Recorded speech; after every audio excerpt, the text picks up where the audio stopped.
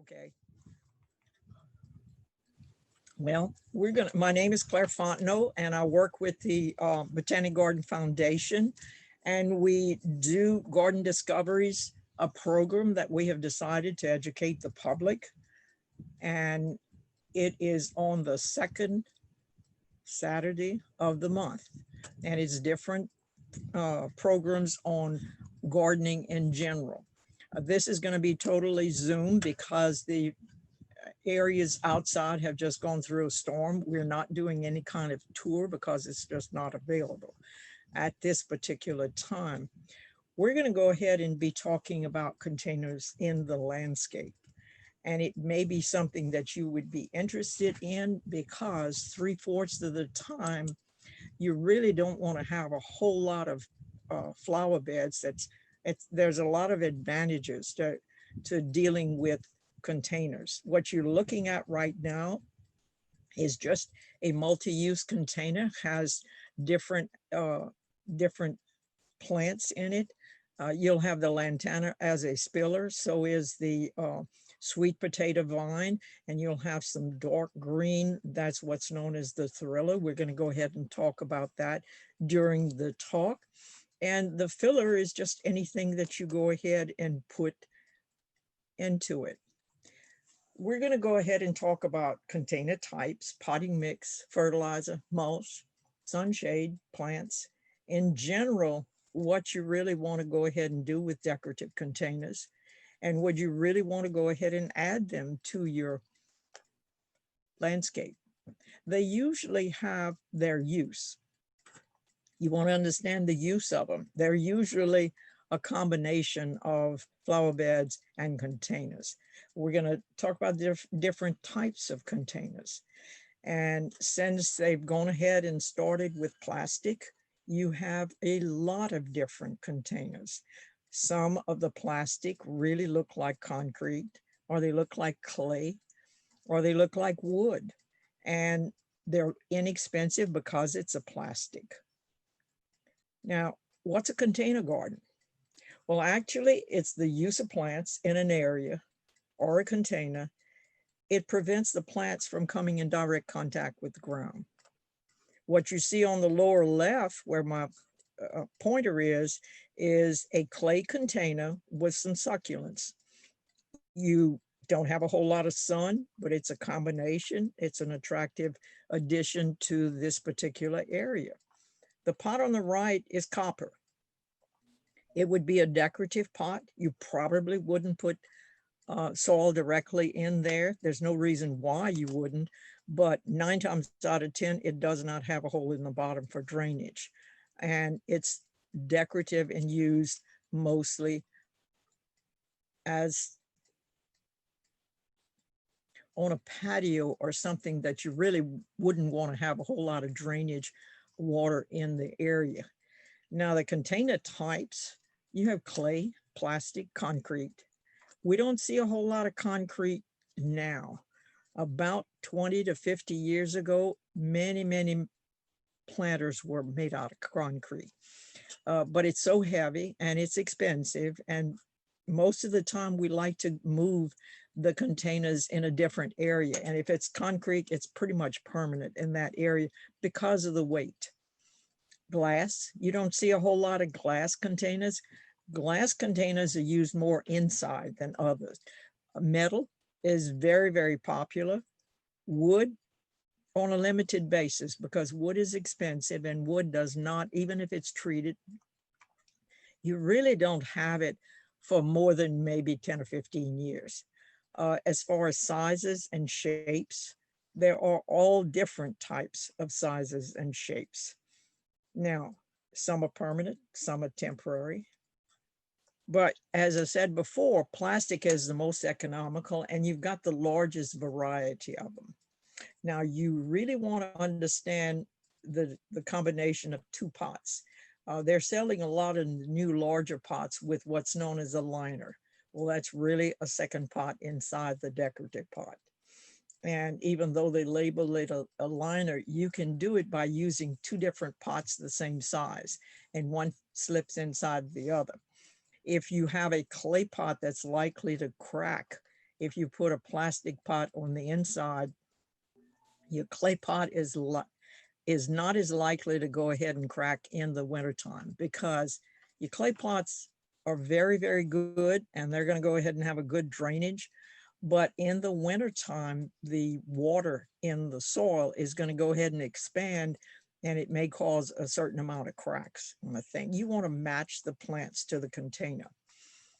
Now, clay pots really need to be watered more frequently than the others. Now, what kind of potting mix are you going to use? You really want to buy the potting mix from the store unless you want to make it yourself. If you make it yourself, the 1, 2, 3 area is fine for garden mix, but you want to go 1, 2, 3 is 1 of sand, 2 of soil, and 3 of pine bark mulch. That's a good garden soil, but it's pretty much too heavy for actually a container. So you want something that's high in peat moss. Peat moss is going to actually go ahead and soak up enough water to 7 times its weight. If you have a pound of peat moss, you're going to end up having a large, it's going to absorb an awful lot of water, and it keeps water. Your larger containers, if you've got something that's 2 or 3 feet tall, you really don't need to fill that completely with potting soil. You can use leaves, styrofoam mulch. You can use something underneath.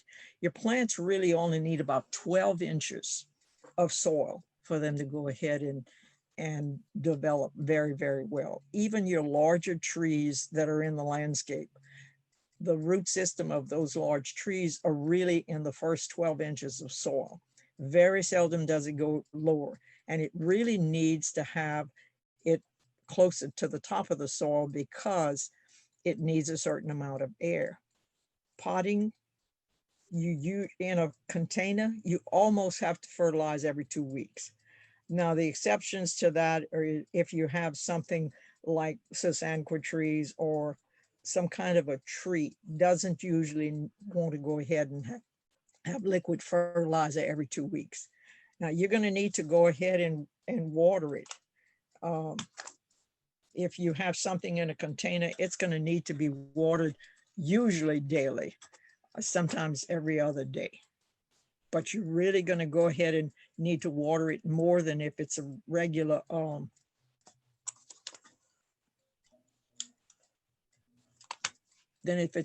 flower bed. What kind of plants are you going to use in containers?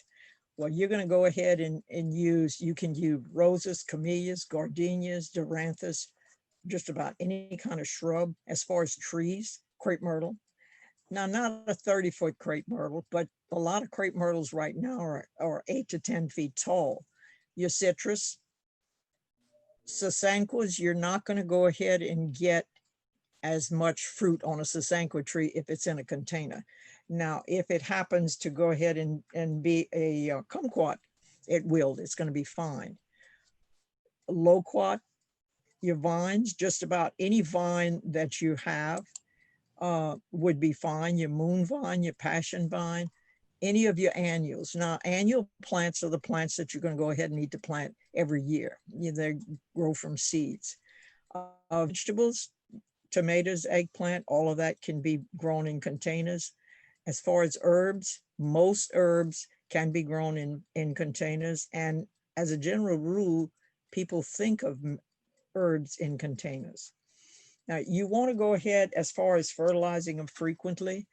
And a very simple thing to remember, if it's in a container, your liquid fertilizer, most of the time, the directions are 1 teaspoon per gallon every 2 weeks. So what you end up doing, the easiest way to remember it is half your fertilizer, but fertilize every week. This way you're not going to forget. If you want to do it every 2 weeks, unless you're really, really specific and you put it in on your calendar, you're going to remember. But it's really easier to go ahead and just fertilize every week and just do it half strength. Now, I did put this picture on the right here specifically to explain something. You have rosemary in it, and you have either violas or pansies. and some green foliage on the thing, all in the same container. Rosemary needs watering maybe twice a week, maybe. And your violas or your pansies need to be at least every day. And so is the others. So when you're going to combine plants in a container, you want them to have the same water requirements.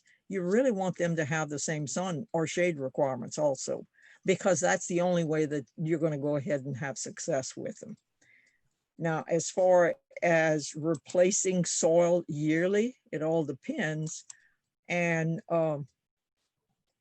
it all depends, because if you have a kumquat tree, you're not going to go ahead and replace that particular soil, the whole pot. But every year, what you need to do, if you have a plant that has been in a container, you want to go ahead and take and remove 1 to 2 inches off of the sides all around. You want to go ahead and remove that soil, and you want to go ahead and put some fresh one. You really don't need to go ahead and take everything out completely, especially you're going to have a pot that is large. It's going to probably be larger than what you can comfortably manage. But you need to add a certain amount, even if you're adding the fertilizer. Now, I mentioned fertilizer and I mentioned the liquid fertilizer. You want that as a supplement. You ordinarily will go ahead and use the granular fertilizer when you go ahead and put them together in the pots. But you want to supplement with some type of soluble fertilizer. Now, the advantage of having containers is you can change the landscape very, very easily. It's fairly economical. Typically, you have less disease and less pest, because you probably only have 1 or 2 plants of it. You don't have a whole, if you have a whole garden bed full of one of the same type of plant, you're going to go ahead and have more disease probability. I'm glad I saw the rice. I didn't know what I was going to serve with. It actually uses less space, and you have endless variety, because you can go ahead and change it. Now, what are the disadvantages? It requires frequent care. In other words, you can't forget about them. You can go ahead and use it as far as irrigation. You can put tubing to go ahead and have the water delivered for you with a timer. It's fine, because there's a lot of different ways to do it. Even hanging baskets can do that easily. The disadvantage that a lot of people find is that you really have to go ahead and fertilize frequently. That particular soil is not attached to the soil in the ground. In the ground, the bacteria have a tendency to go ahead and replenish some of the nutrients. If it's in a container, it's what you have, whatever you put in is fine. Now, some decorative containers can be expensive. You know, some are not, but some can be. Now, a disadvantage of containers is that you need to go ahead and replace them frequently, because they're not going to be something, unless it's a permanent planter or so, you're going to probably want to go ahead and change it. Now, I have suggestions for containers, and I think number 1 and number 10 are probably the most important. You want to use what you like. Don't put something in a container just because your neighbor says it would look good at your house. You want to go ahead and get something that you truly enjoy. Now, most plants can be grown in a pot. You have to pretty much decide if you're going to have something tall and large, it needs to be in a larger container. And if you use a larger container, you probably need to go ahead and put it on wheels. There are different saucers with wheels on it. If it is a large container, an excellent way to roll it about is one of your moving dollies.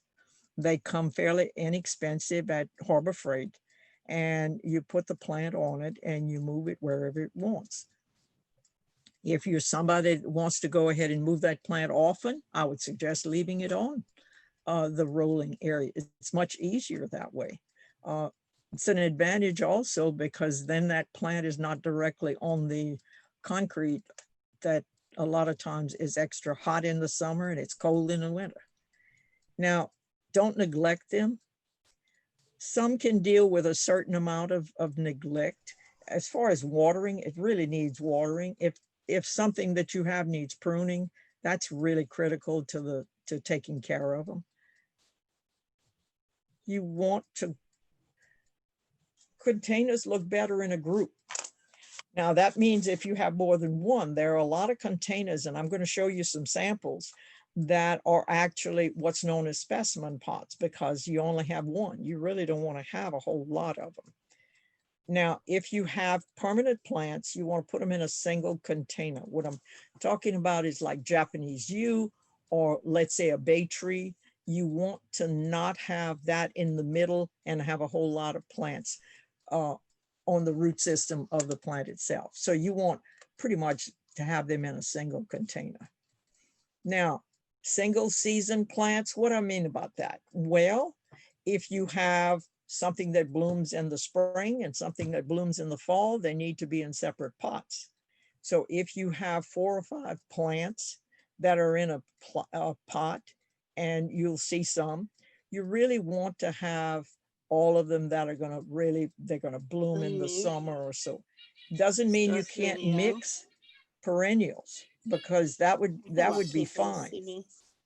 People looking at me. You want to go ahead and provide Well, protection. how can I get me off?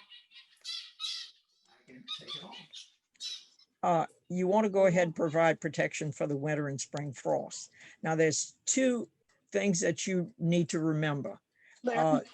November the 15th is usually the last frost. Let me check. If you don't mind, I'm hearing, if you could mute yourself, that would be fine. Thank you. We're going to go about winter and spring frost. Okay, the spring frost usually, the last spring frost is usually March 15th. Now, you can get a frost afterward, but most of the time, that's pretty much when you're going to have a frost. And for the winter freeze is November the 15th. So if you will remember those 2 dates, pretty much, you really don't want to go ahead and plant things that are going to go ahead and produce after November the 15th. So when you want to plant, let's say you want to plant green beans, well, you want to go back 6 weeks, because if they're going to go ahead and produce in 6 weeks, you want to go back from November the 15th and plant them a week or so, like 7 weeks ahead of time. That way they're going to go ahead and produce before the frost. So you want to go ahead and probably, this is the planting an immature permanent plant in an oversized container is going to go ahead and encourage that plant to have a whole lot of root system, and it's not going to grow tall. So if you want to have a shrub that's going to be 6 to 8 feet tall when it's grown, and you get it in a small pot, rather than put that small pot into the large container itself and just let it grow, you want to go ahead and take it and put it in like a 3-gallon pot and develop a decent root system. And that way, when you go ahead and plant it, it's going to go ahead and shoot up at the top and shoot the roots off to the side. When you want to go ahead and repot when it's root bound. Now, root bound means that the roots have gone ahead and gotten to the edge of the pot itself, and it just loops around.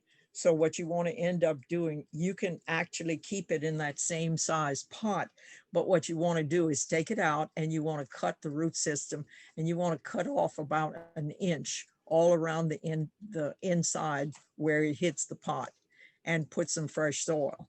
If it's small enough, go ahead and cut 1 inch or 2 inches off of the bottom section. And that way it'll develop new root systems. You want to go ahead and do that once a year. But number 10 is probably one of the most important. Don't be afraid of using containers, because they're fun.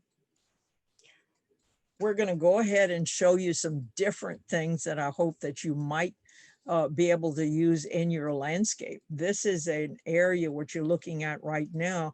It's probably somebody's backyard.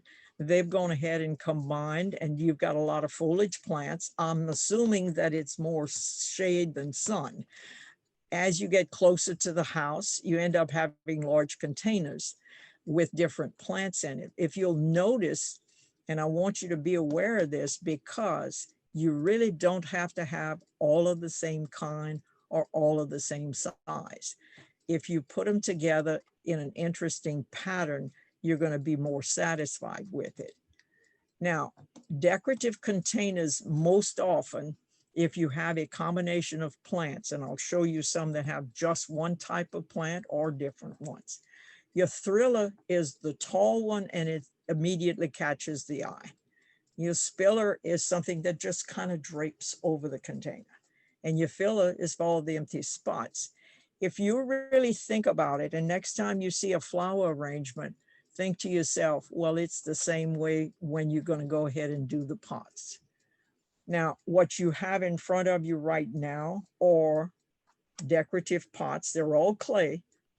They all have the same plant in them, but the combination, you don't have the same size. You do have the same color, but it looks interesting. I put this here for you so that you'll know what not to do.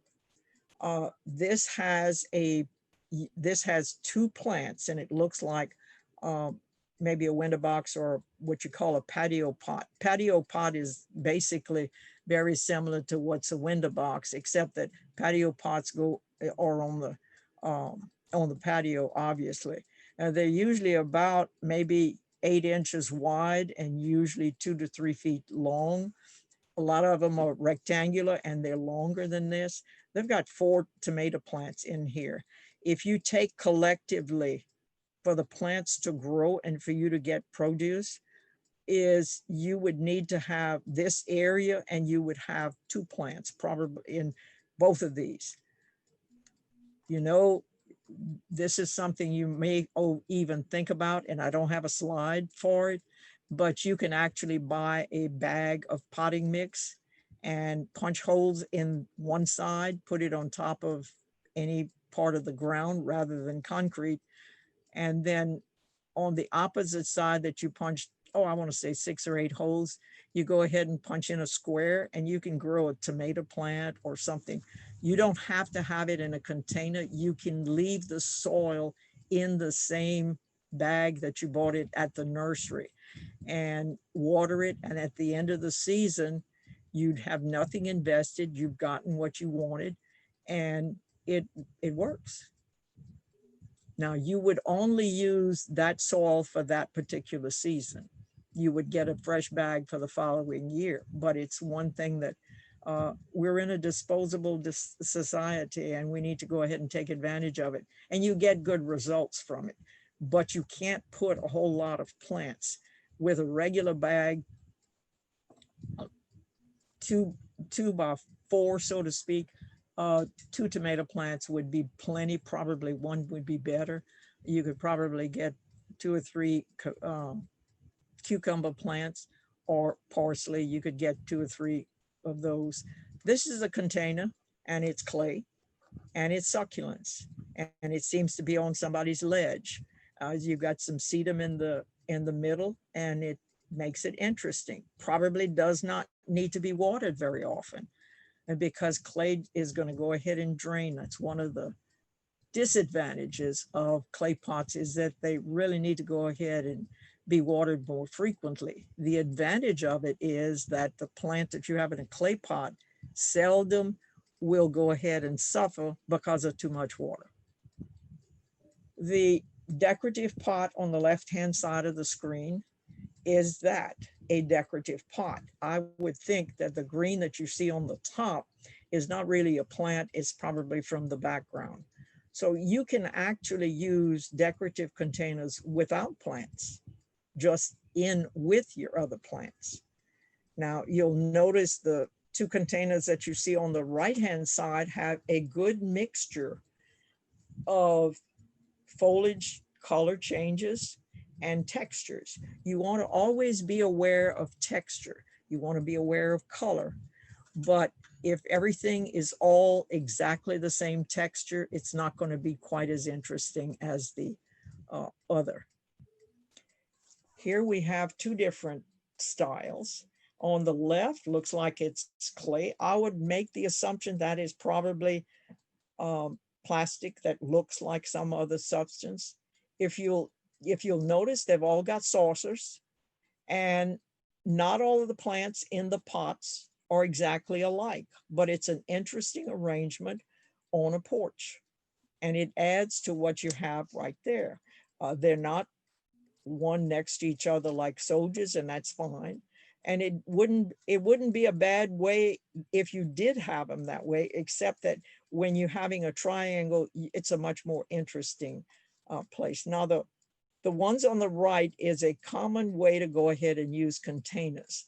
They've gone ahead and put the first three are the same color and the same size. The ones further up are different size and different color, but it's still, you have the union of putting it, your eye goes to that area. And if your steps are wide enough, it's a good thing to go ahead and use. Now, here's what we call the fancy ones, but you need to understand about proportion. Now, the plant on the left is in a good sized container. If you look at the height of the container, and if you look at the height of the plant in the middle, they're basically similar. I don't know for sure with a tape measure, but your eye sees them as almost the same size. If you had a short, squat plant potter here, it wouldn't be quite as effective. Now you see, you do have a spiller right in here. The grass would be your thriller, and your bright colored flowers would be your filler.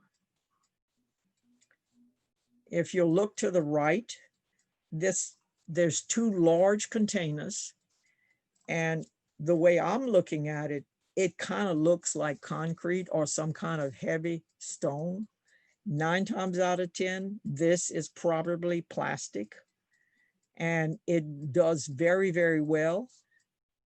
It has a lot of a mixture of plants at the top, and you really, the color of the container actually adds to the landscape. This is one of the things that you really don't need to go ahead and fill everything with soil. You can use empty pots, you can use anything. You can also fit in an insert. A lot of the newer pots come with an insert that actually has holes in it. And what it does, it holds the soil, so you don't have all that extra weight. If you read a book that's 10 or 15 years old, they're going to probably say, go ahead and put a whole bunch of stones in the base so that it's going to weigh the pot and the pot's not going to fall over. That is okay, except when you get ready to move the container, it's going to be awfully heavy. Do you really need it for drainage? Not necessarily. If you use pine bark mulch instead of the stones, you're going to probably be more satisfied. One of the disadvantages of doing that is that it's going to go ahead and compact, and your everything is going to go all the way down. Well, in a year or so, when it does compact, you really need to go ahead and change the soil anyway. You can use paper, will go ahead and disintegrate. Now we're using a certain amount of newspaper in the bottom of containers, because what happened, when I say newspaper, I'm talking about folded newspaper that's probably maybe 1/3 of an inch thick, and then you put your potting soil in afterward. It has a tendency to go ahead and cover all the holes, and it has a certain amount of moisture. It disintegrates in about a year, and it encourages worms, which earthworms are actually good because they go ahead and aerate the soil. you may or may not want to have earthworms in your containers, but if it's outside and it does, it helps the container itself. If you look on the lower left-hand side, you're going to go ahead and see one container that has a lot of different plants. Now, these are all summer plants. This is coleus right here, and there's another coleus on the left-hand side. This is sweet potato vine, and there's several others in here, but everything is blooming. This is not something that you're going to have out in the wintertime, because in the wintertime, this will have died. These are mostly annuals. And what you're going to end up doing is at the end of the season, you remove them, discard them, refresh your soil, and put something else. Contrary to the one at the top in the middle, this is what I'm referring to as a patio planter. It's rectangular a lot of times, and sometimes it's a foot wide. Sometimes they're like 2 feet wide, but more often than not, they're probably between 8 inches and a foot wide. You can treat something like this one of 2 ways. You can actually use soil and just fill it and put your plants as you would like. But here's another way to do it. You go ahead and have everything in a separate pot and just put your containers in here and put your fillers in to where, now, if you don't want to see your containers, you don't see it because it's full now. You can either use, mulch or moss or something just to cover it to where you're not going to go ahead and see what's in it. The advantage of this is that, let's say the creeping Jenny right here, let's say it dies. Well, you go to the nursery and you get another one, and fairly inexpensively, you just go ahead and replace that pot. Right. When you're going to replace that pot, you're not going to disturb everybody else's root system. So there's an advantage and there's a disadvantage, one way or the other. Some people say that it doesn't grow quite as well, that if you have a large container and you put all of the pots in the same soil, the root system will go ahead and intermingle, and that it's going to go ahead and do better. Well, it's pretty much you take your pick, but you just need to understand you do have that option. 9 times out of 10, you would not want to have water leaking through. Anyhow, it's an outside area. So many times the patio containers don't have drainage holes at the bottom. If you're going to go ahead and use one, I would go ahead and make a suggestion that you go on the side and you come up 2 inches from the base and put 2 small holes, probably about the size of half a dime. Instead of 1 large hole, you would go ahead and look at your small fingernail and put the hole about that size. What this does is, if you have a certain amount of water in here, it won't ever spill over and have everything come out. So it will drain off the side. Many of the garden containers that you get, if you look, it'll have a slit, probably 2 inches long and about ½ an inch wide on one side. Not all pots have it, but there's nothing that says that you can't put a hole in the side rather than putting holes in the bottom. The arrangement on the right-hand side is a grouping of pots that's on gravel, and the containers are not the same, the plants are not the same, but it makes such an interesting area. Now we have different things to look at here. We're going to start with the upper left-hand side, and that's enamel pots. At one time, this was something that we used. We used it to cook, we used it to wash. It was available, and I think it was probably before we had as much aluminum as we have right now. It's still good. You'll notice the containers are all basically the same color, but they're different sizes, different plants in them, and they're all together, so they kind of look interesting. We have herbs in containers. Remember, herbs grow well in containers because you have extra good drainage. The clay is porous, so it it has moisture coming from there, and you got holes in the bottom. It looks good. You have different plants, different size pots, and it makes an interesting arrangement. Now contrast that to the one that you have on the upper right. The one on the upper right is what's known as a specimen. In other words, you just have one. And if you look, you barely see exactly the pot itself. It's in direct contrast to the one at the bottom on the right. The one at the top, you've got sweet potato vine. That's the chartreuse one is a sweet potato vine, and then you've got the I want to say begonia, but it's not begonia. I'll think about it it's a geranium. You see right in here is a geranium on the thing. So you have that, even though it's not foliage, that probably would be your thriller, because the minute you look at that pot, you're going to look at that pretty red flower. And this has a long, the geranium is going to go ahead and bloom for a long period of time. If you look at the base, the bottom flower, all what you see is the blue pot. Now that's fine, because that's what they wanted to go ahead and highlight. And you see how interesting it is. You've got a plain bench, you've got a plain green hedge in the back, and it's on concrete, but you have a blue container. And it's really interesting. And really, you want your landscape to be interesting. You want to be able to look and say, oh, isn't that something? Now, if you look at the left-hand picture, that is probably what you would call informal. The one on the right, the urn, would be in more of a formal setting, but the informal area on the left is a lot of clay pots. You have different colored plants. You have some that are up on a stair step. Now,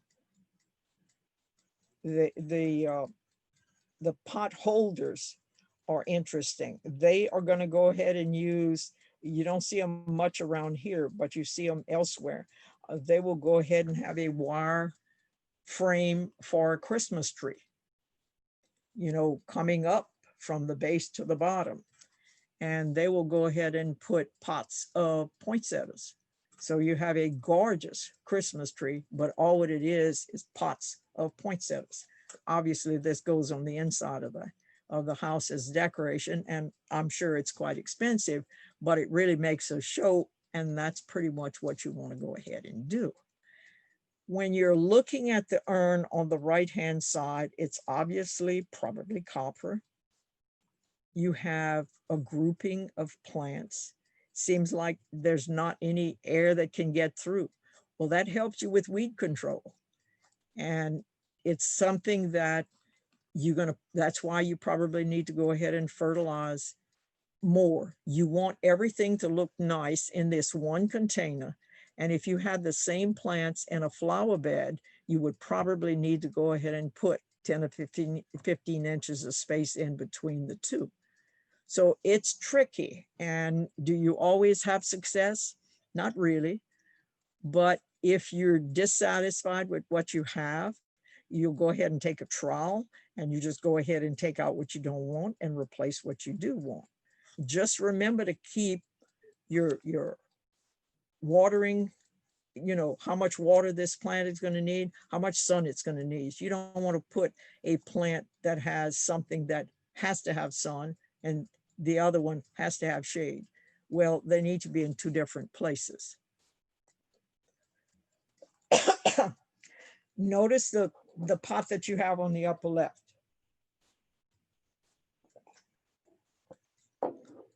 It's a nondescript pot. It's black, but it's fine. That's what it looks. I mean, that looks good. It's on a ledge, seems to be a raised bed. It's all the same flower. But there's nothing prettier than looking at it right here with your background. This probably is not a whole lot of extra maintenance. It probably, and especially if you put the beads, I didn't mention, we always saying you got to water this and you got to water that. They sell what they call beads, and they have a tendency to absorb moisture, and you mix them in with your soil. Some of your potting soil ends up having the, there's another name for them, but they're beads. What they do is they swell up when they come up with water. You can put that in the soil, so it probably won't need as much.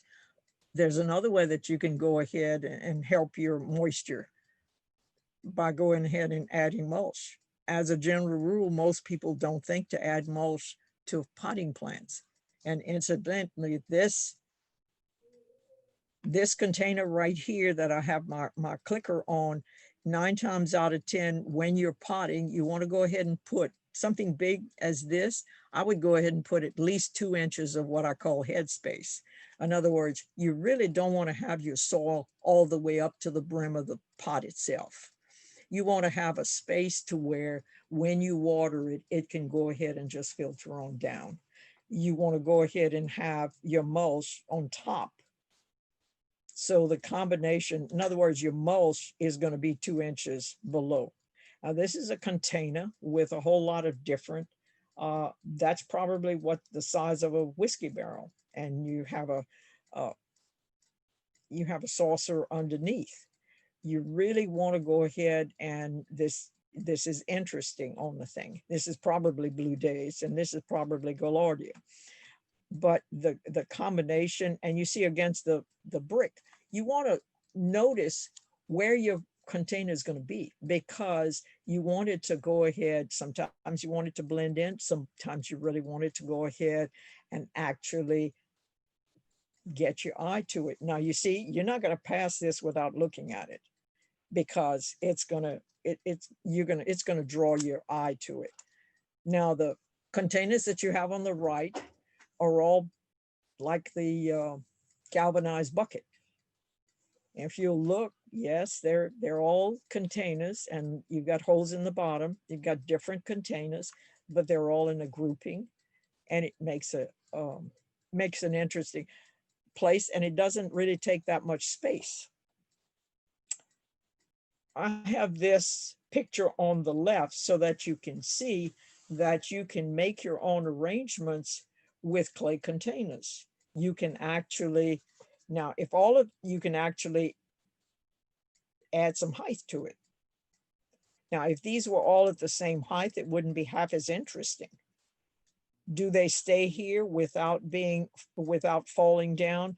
Most of the time, yes, unless you have, if you have animals that run through it, they may do this. But you can use, I wouldn't advise you to use to glue them together with super glue. What I would advise you to use is to go to the hardware store and get some putty, and go ahead and, because putty, you can go ahead and take them apart. You may not want to go ahead and keep it permanent. Or what you can actually do to keep the two together is use duct tape. Now, you don't want the duct tape to show. So what you do is just go ahead and fold the duct tape back against each other. A container of this size, probably 3 or 4 different pieces of duct tape attaching both pots together would probably work. Now, every time you move them, you would go ahead and have to replace it. But if you'll look at it, one of them just has the saucer. So it makes it all of the right height, and it makes the containers look interesting. Now, these are not long-term plants. These are plants that you would go ahead and replace on every season. If you'll look to the right, now you see this is strictly informal, and this is kind of interesting. It's, who ever heard of blue chairs? Yeah, well, you've got blue chairs here. Well, you got a blue pot here. Now you got a yellow pot here and a yellow table in the back. And you've got 3 plants, different colored pots. Looks like the one right here on the left is probably brown, but look at it. It doesn't need to be exactly the same.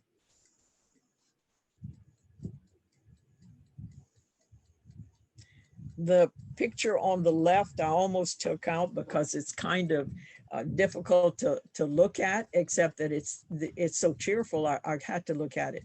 The yellow in the back is not the type. This is grass right in here in the middle. But this is probably, and it ties the container.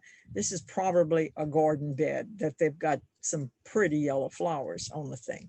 So you have a span of grass, and then you've got this container that has the same color flowers, but they've gone ahead and added a purple accent. A nondescript black container, but you see the container doesn't compete with the base. The base is brick, and you really can't, you want to go ahead and complement the brick. You really don't want to. So if you had an extra fancy pot here, it would not be as effective as if you had what you have right in front of you. Now the container on the right, upper right, is just a whimsical pot. It's a nondescript container. It's got a little bit of chenille. It looks like it's got some mums, and it's got some ivy right in here. I'm not sure what this purple is, but you'll notice it doesn't look like it has any, but you see here's your thriller. Your chenille is your thriller, and you do have the ivy coming down. So it's kind of underscored actually what it's going to go ahead and show. Now, the one at the base, we come up with the patio pots again. This looks like it's been there for a long, long time. And they're using perennials in here. This is a ground cover. This is Homestead Verbena on the thing. So this looks like this is not something that they're going to go ahead and change routinely. This, I would venture to say that they've gone ahead and put rosemary in here, but it's green and it's long on the thing. But if you look at it with the base, you've got a stone wall in the back, and then you've got the beige that you really are not looking at the plant itself. Remember this, you can go ahead and put in different containers and change out as you like. Actually, it looks like I'm pointing to a rose. So they could have put a little tea rose in it for the, everybody, you'd be surprised what they're going to go ahead and put in. This is a container on the left that you see that's a little bit more formal in design. It looks like it's pretty much in the shade. You have a modern container that goes to the base, and this is fairly large enough to hold what you have in here. It looks like it's probably maybe 2 feet high, and it goes down to nothing. Remember, you really only need about 10 or 12 inches of soil, but you got to go ahead and make sure it's got enough water, sure it's got enough fertilizer, and you need the sun and the shade. And they've gone ahead and had a whole lot of different things. Now, contrast that to what you have on the right. Now, what you have on the right, this is probably a palm that is in the yard. This container right here just has these little orange flowers, and that's all it has. It's nothing else. This is in the background.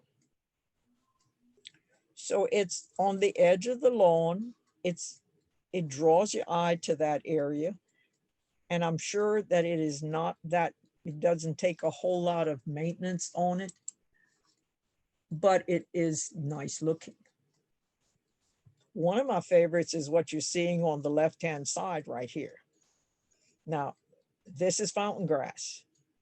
Fountain grass in Baton Rouge does not live the winter. It's gorgeous in the summer. If you lived in New Orleans, you could grow it year round.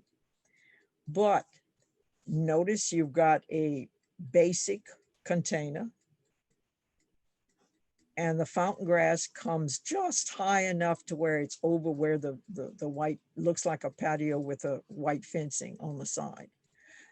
This really doesn't get a whole lot of disease, doesn't need to be watered that much because it's a grass. And if a good soil base, it's going to be almost maintenance free. Notice I didn't say maintenance free. But pests don't care for it. Diseases, it gets very few diseases. Now, it is not cold hardy. Baton Rouge is probably 15 to 20 degrees colder than New Orleans. Right. And there's a few things that, fountain grass is a perennial, it's not an annual, but we treat it as an annual here. If you'll look at the little wagons on the right-hand side, that could be, I don't know which one it is. It could be that it's planted directly in that wagon. All what you need to do is probably this small wagon, you would probably need maybe 4 drainage holes that would be about the size of a dime. You'd probably need about 8 in here because it's about twice the size. But what you could do is you could actually not put any holes in either one of these, and you could go ahead, put maybe a hole about 1 inch from the base on both ends, and that way it won't overflow. But you can go ahead and have plants in different pots in this particular container, and they would do well. The advantage is that if for some reason or other you want to move it, it already has wheels on it. And this is why you see this is the container on the left is never moved. If you have a large container that needs to be moved often, the thing to do is go ahead and get something with wheels underneath. And you want something strong enough to hold the weight of it, because this is not a very lightweight area.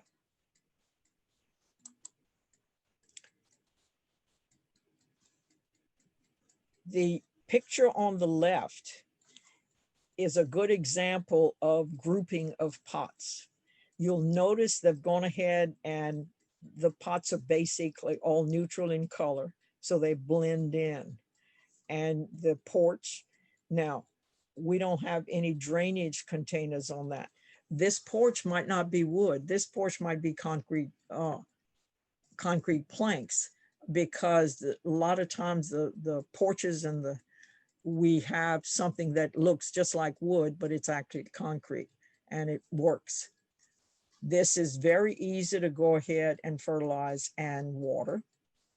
Very nice looking because you have the color purple and white. And you'll notice that the plants are pretty much against where the wall is, but they're grouping. Now, the picture on the right is a good example of what I told you probably not to do, but this is very, very effective. You have identical arrangements in in clay pots. They're identical. They've got, everybody's got the yellow, and that looks like some kind of daisy. You've got the tall to it on the thing. Looks very, very nice. Maintenance wise, it may or may not be hard to keep them exactly like this. And they've got saucers underneath, which is fine. Now, this is a sample that I wanted you to see. Now, if for some reason or other, you did not have this container in the middle of this flower bed, it would not be as effective. You'd have just a few little bunches of flowers. But what they've done is it's a small flower bed, and they've gone ahead and put a large container in the middle with an arrangement of different types of plants. You see, this is one of the things that actually is, you get big for your bucks. You don't, they grow very, very easily. There's 3 different sweet potato vines. This is Marguerite on the left, the one that's chartreuse, and then this is Blackie, and there's another one that they consider tricolor. And the tricolor is actually 3 different colors. It doesn't grow as fast as these 2, but they do well. But you see, it's right in the middle of the yard, and it really adds to that area. Can't have containers without a little bit of whimsy. If you look at the upper right, you've got a shoe that they've gone ahead and made as a container. you've got pansies and things on them, and they've gone ahead and grown some moss on the outside of the shoe. The teacup, the enlarged teacup with the small blue flowers has a bird's nest in it with an egg. So it's, you can use different things for containers. This probably would not be long range, but it makes a nice, interesting look. The large container that you see on the upper left has just the plants that are circling here. You've got some daisies. This would be a tree along the fence line. So this container is just right in the middle of a flower bed. And you see that what you have down here in the flower bed is pretty much greenish or whatever. And then you have just the highlight of this. So it makes a statement. Down at the base, we've got a couple of baskets. Don't forget about the use of baskets. Most of the time they come with plastic liners. Would it be long-term? No, but you may or may not want to go ahead and do this. Now, they have wood fern, and then they've got, it's either pansies or violas, because they're violas are much smaller. But here's something else, and it probably would do fine because they would go ahead and enjoy kind of a semi-sunny area. They're putting two. Remember, when you're using things, most of the time, you want to use either one, or you want to use three, or you want to use five, you want an odd number. Because in nature, we always have an odd number, and it has a tendency to be more pleasant to the eye. This is a baby bed. And they used a baby bed to go ahead and do a fairy garden. If you look to the left, you've got a small fairy right in here. And then you have small, different, delicate things. What they've done is they've gone ahead and put some black plastic on top of the spring and soil, and they probably have 4 to 8 inches of soil and different small plants that have different flowers. It makes a statement. Can do something on containers and not cover hanging baskets, because hanging baskets are the boon for a lot of times, a lot of things. 3/4 of the time, when you're going to go ahead and do hanging baskets, most people will go ahead and buy them already done in the nursery.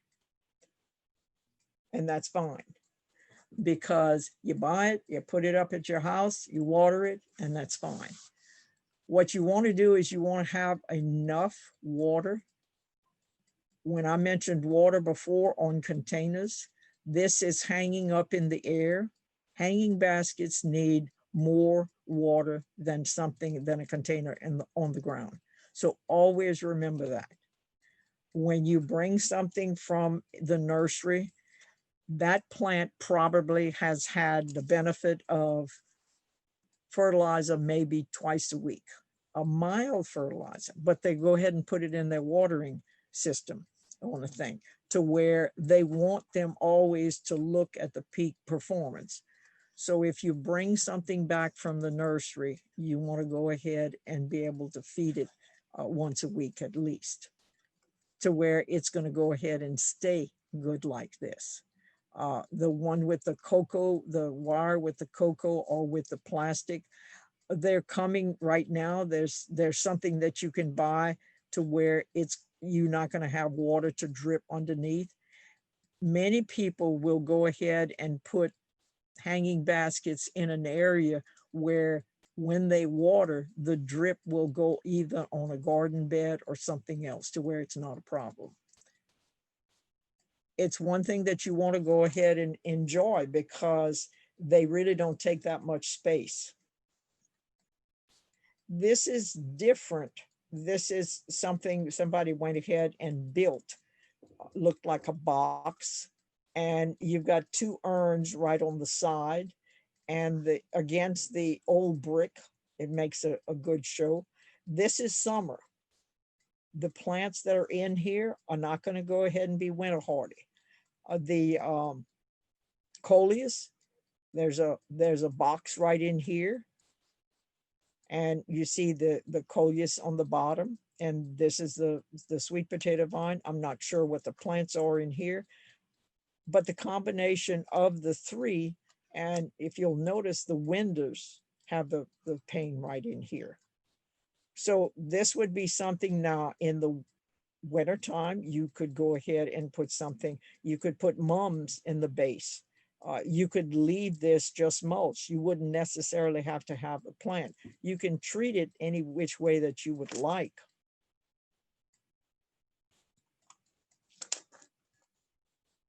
We're in Southwest Louisiana, so we need to go ahead and use the vision of a sugar kettle. I'm not sure if it's plastic or not. I have one that's plastic, and it's fun to use on the thing. But a lot of times you will go ahead and use something heavy. You've got caladiums, you've got a good, and what you want to do is you want to go ahead and experiment with different types of plants. And it changes in the season. Obviously, your caladiums are not going to overwinter. This is a bit of whimsy. This is an old wheelbarrow that you've got a wagon wheel to the left and you got an old wheelbarrow. Now, what you end up doing is you put holes in the base and put plants in the top. We did a wheelbarrow for the Pride Port Hudson Library one year. They do something in the fall. It's amazing how much soil that you need to go ahead and have the wheelbarrow full. Now, if you'll look at this, this is a wood, this is a window box, but they've put the window box on the inside. And they've gone ahead and it seems like it's on a sun porch or so. And it seems like they've gone ahead and used some type of boxwood, which you can do. You really don't have to have always blooming plants, although we have a tendency to rely on the blooming plants. You need to go ahead and check to see some of the others for just foliage. Now, these are containers. You'll notice they're all the same color, and they've got the same colored flower plants, and it adds to the porch and the steps. The plants that you're looking at in front of you are actually in front of a sago palm. This is a sago palm that has nothing to do with this container. And you'll see you've got a topiary in the back that has nothing to do with the container. They've gone ahead and used a base container with just a grouping of plants.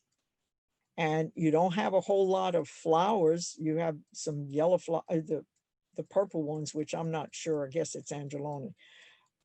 This is coleus on the thing. But right in here, you see it adds color to the background. Now I'm going to let you look at this for a second.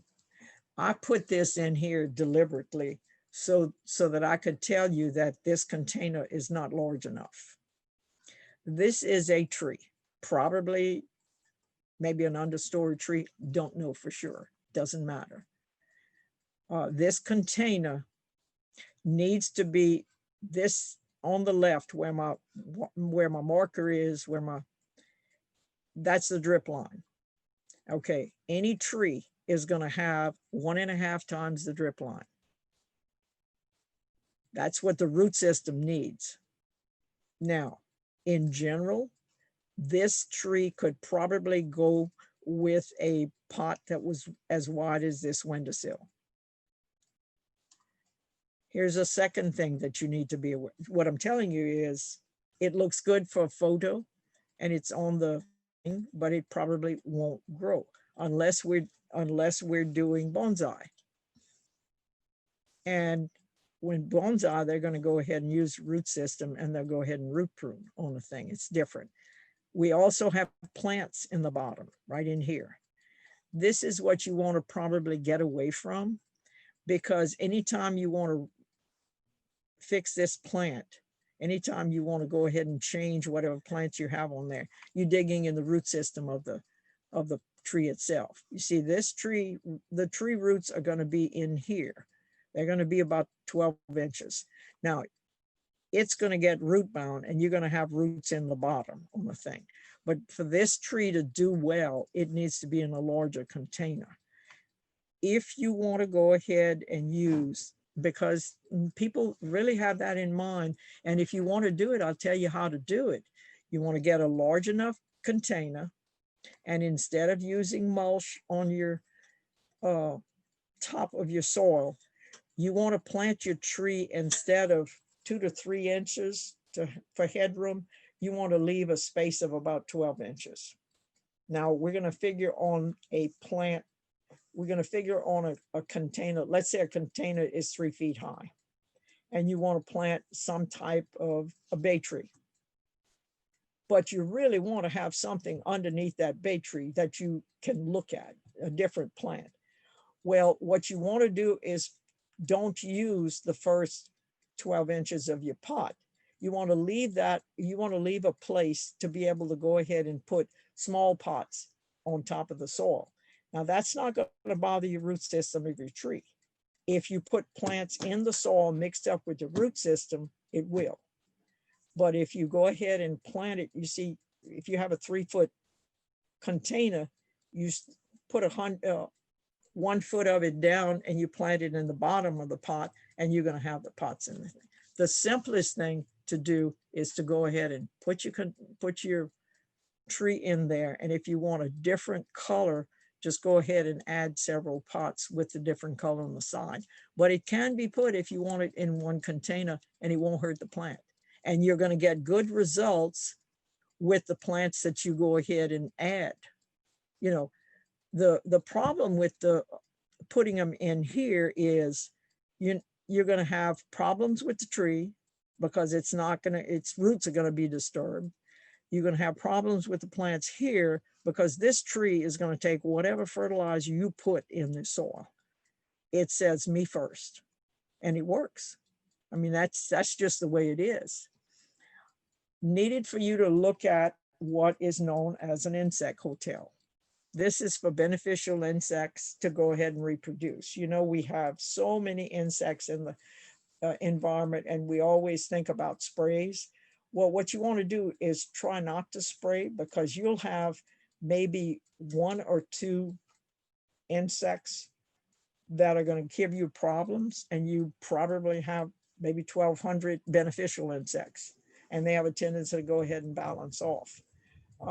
Needs to be a place where the water can't get to it. You have a whole lot of little spaces on the inside that they can go ahead and lay their eggs and protect themselves for the winter. Many of the insect hotels are not as big as what you're looking at right now. They look like modified birdhouses, so they're fairly attractive in the environment. And it's just something that I need for you to think about. When I first heard about them, I said, oh, I've never heard of that. Started going online. Well, they use them all over in the United States, and they use them in a lot of different countries, and they have so many different varieties. Now, in summary, what you want to do is decide. You can decide whether you're going to use, oh, I have this container, I need to buy a plant for that. Or you can say, well, I want that plant, now where am I going to put it? You always want to have the correct soil pH, and we probably didn't cover that, and I need to tell you. Your soil pH, when you're going to go ahead and buy potting soil, you're going to probably have a 7. So 9 times out of 10, just about any plant's going to do within it that. But if you're having problems with your plant that you went ahead and put in, or you have a container that for some reason or other, it's done fine for the last 10 years, but you want to do it, your pH may be wrong. What happens is every plant has a pH that they like. And I say they like because what happens is if you put fertilizer on the soil, it doesn't really matter what kind of fertilizer or when you did it. If it is the wrong pH for that particular plant, it's just not going to absorb it. And that, I mean, that's it. As far as proper sun or shade, what you need to be aware of, if you have plants that have foliage, they can kind of tolerate a little bit of shade. If you really want to go ahead and grow kumquats, which has a fruit and it has a flower, or most of the flowers, if they tell you that you need 6 hours of sun, you need 6 hours of sun. If you're growing lettuce, you don't need that much, because you see, you really don't have a fruit or a flower. You just have the foliage. So you really need to go ahead and kind of look, because what was sunny this year may not be sunny next year. Your neighbor might have a tree that is growing tall. And for some reason or other, when you had 8 hours of sun 4 years ago, right now, you'll notice, and you got 4 hours in the morning, and then you have the shade. So gender look up with it. Now, I say experiment with your yard, because if you don't experiment, you really don't know what you're going to end up getting. Have references as far as that. LSUAgCenter.com has a whole lot of information on plants in general, on plants and on pests and on insects. There's a lot of information on container gardening, and you can look at 5 or 6 different things on container gardening and not see the same thing, and they're all correct. So I'm going to go ahead and, oh, I wanted you to see this. Now, this particular picture, you'll notice it's a kind of a Mexican flavor, maybe, I don't know. You have a stone at the base. You've got 3 different heights of the same kind of container. They pretty much have the same plants, but you see, and they're not, and yeah, I think it is on the step, on the thing. And that's pretty much all I have. I'm going to go ahead and stop sharing. I appreciate that y'all came, and I will go ahead and answer questions if there are some. If y'all want to go ahead and unmute yourself on the thing, and you can either ask a question by the chat, and then let me see if somebody, do you have suggestions for the best type of fertilizer? This is from Paula. I'm glad you asked that, because I probably didn't cover it. Fertilizer is something that is universal. You're going to have 15 different types of fertilizers. What you want to do is figure out, what do I need to fertilize? And let me tell you about the 3 numbers. The 3 numbers, like you have 888, or you're going to have 22, 3. The 3 numbers always in the same sequence. You're going to have nitrogen as the first one, and you're going to have phosphorus as a second, and potash as a third. This is where they go, and you can remember it easily by looking at a plant. Nitrogen is for your foliage. So if you're growing yard grass, you need a high nitrogen, okay? The second is for fruit or flower. The third is for root system. If you're going to grow carrots or turnips or something or other, your fertilizer needs to go ahead and be high in potash, because that's going to go ahead and develop the root system. So depending on what you're going to do, if you have a blooming shrub or a blooming plant and you want to get flowers, you probably want to have the middle a little bit of a higher number, like 4, 10, 4. Just remember, foliage, in other words, your tree leaves. And your second is fruit or flower. And the third is the root system. So balanced is going to give you, you're going to have, it's going to grow well, you're going to have flowers, and you're going to have a decent root system. So that's when you're saying what fertilizer to use, you need to go ahead and decide what you want to fertilize. Now, a general fertilizer is, you can go, I think it's, I'm trying to remember the name right now. Okay, probably the easiest one to deal with is, and I'm not going to say Osmocote. Osmocote is expensive. Osmocote is more expensive than the other. What you need probably is a time, let me not say what you need.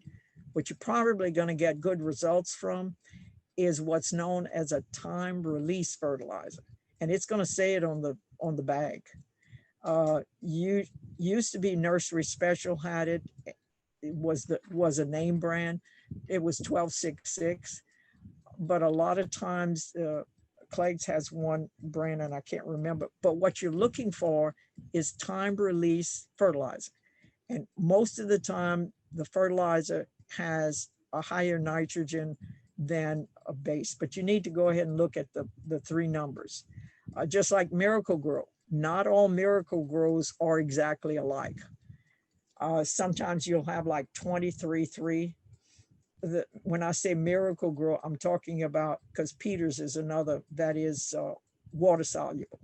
So what you end up doing is you go ahead and dissolve it in water and you fertilize. So that probably doesn't answer your thing. Okay, here's a question. I often have ants build nests in my pots. How to deal with this? The problem with ants, you can go ahead, the main thing that the ants are going to have a problem with, or it's going to go ahead and create a problem with your plants because it's going to raise the top of the area. So I would not advise, and I don't want anybody to laugh, because many people will go ahead and recommend to pour boiling water on top of the ant pile. Well, it'll get rid of, it'll kill the ants, but it'll bother your plant itself. You can use a bait. If you don't want to go ahead and use a bait, get a hand fork and actually just scoop out the extra soil into a container and discard it, because your ant pile on the top of the ground is going to be duplicated underneath the ground. So you're going to have a whole bunch of holes, but it's not going to really create a problem for your plants, except if you've got plants that have a crown. The crown needs to be right exactly where the soil is. And what the ant pile does, it's going to go ahead and put soil 3 or 4 inches higher. So if you physically remove that top soil, it's going to go ahead and probably move somewhere else. Did that answer your question? You see, because ants are actually beneficial insects, but it's actually the soil that creates the problem for your plant. Daylilies, it'll kill a clump of daylilies in no time flat. At one time, I did go ahead and use the bait. What I find that the bait has a tendency to create a problem with the plant. So what I end up doing is I'll go ahead and take a stick or an old screwdriver or something and just get rid of the soil on the top of the plant itself. The daylily does fine. The ants have a tendency to move somewhere else on the thing. Anybody else has a question that I can think of that you, everybody can unmute themselves if they would like on the thing, and I'm fine with that. Just remember that what you need to do, this is an unusual, we ordinarily don't have a storm right before we have a talk.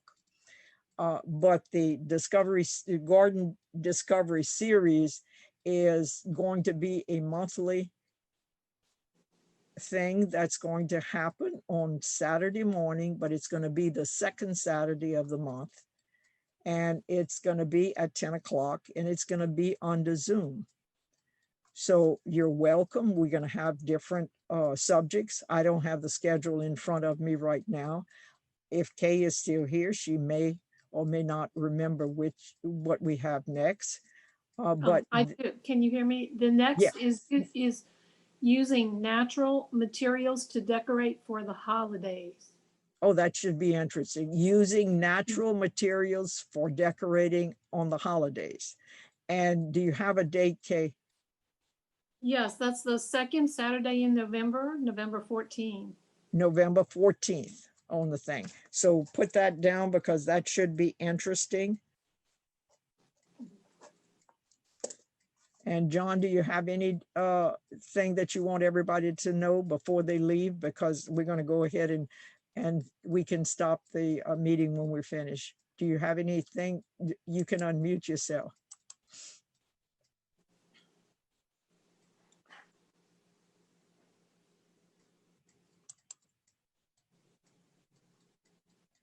Well, if nobody has any questions, thank you again. And we will see you next month.